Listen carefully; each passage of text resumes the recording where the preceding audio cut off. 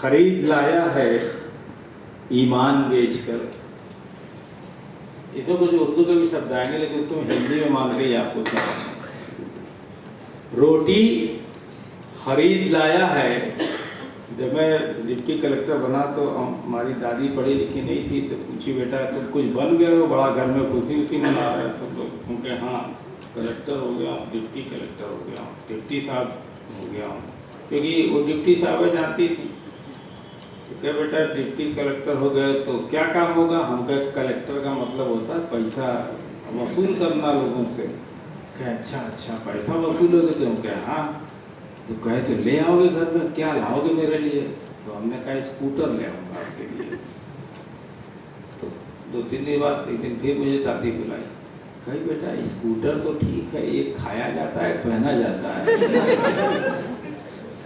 तो एक ईमान की वो श्रेणी हुआ करती है और परिस्थितियाँ आदमी को किस तरह जो है बदल देती हैं।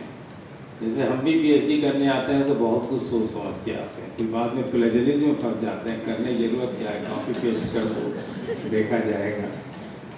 तो एक वो श्रेणी होती है, उसके बीच में कहीं आदमी यूं जीता रहता है, क्योंकि अंदर से कोई चीज़ कहती है कि नहीं ये गलत है, कट पेस्ट नहीं करना चाहिए। आज के युग की परिभाषा है, पहले के युग में तो कुछ हम लोग करते भी थे। और फिर आप नहीं करते हो, तमाम चीज़ें आप नहीं पढ़ते तो छूट भी जाती है। तो पंक्तियाँ सुनिएगा कि रोटी खरीद लाया है ईमान बेचकर, घर में बचा था बस यही सामान बेचकर। घर में बचा था, जब दीवारों से नोटें निकलती हैं और जब हम अपने जिसमें इसमें ट्रांसपोर्ट डिपार्टमेंट हो, तो मुझे याद हमारे यहाँ नियम है कि कंडक्टर अगर 2 लोगों को बेटिकट लेकर चलता है तो उसको नौकरी से निकाल देते हैं।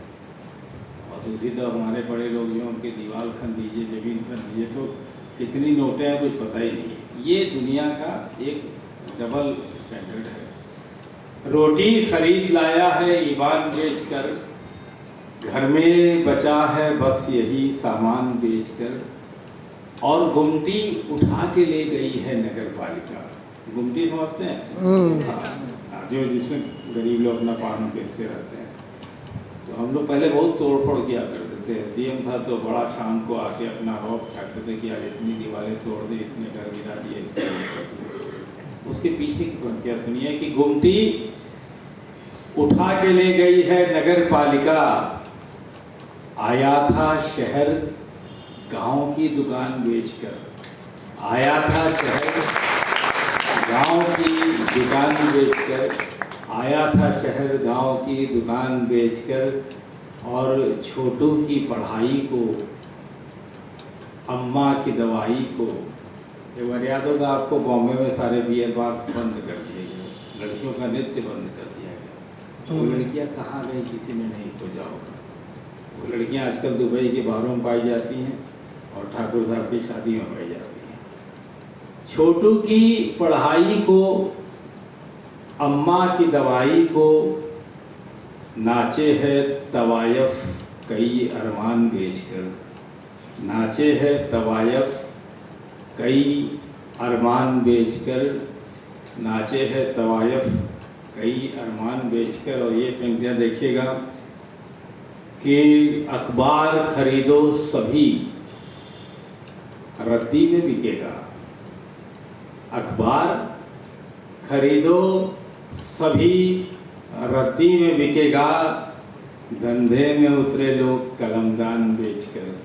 धंधे में उतरे लोग कलमदान बेचकर, धंधे में उतरे लोग कलमदान बेचकर। और ये पंक्तियाँ ले जाइएगा कि मुंशी वकील अहलमद, ये हाकिम और पेशकार। मुंशी वकील, ये बहुत से लोगों को नहीं समझ पाया है। आप लोग भी यंग लोग हो, जिसके घर में मुकदमा चलता होगा उसको ये लाइनें समझ में आ रही होंगी, क्योंकि जितने सारे जीव हैं ना ये अदालतों में पाए जाते हैं। और एक शब्द आएगा फरमान। फरमान का मतलब होता है ऑर्डर, आदेश करना।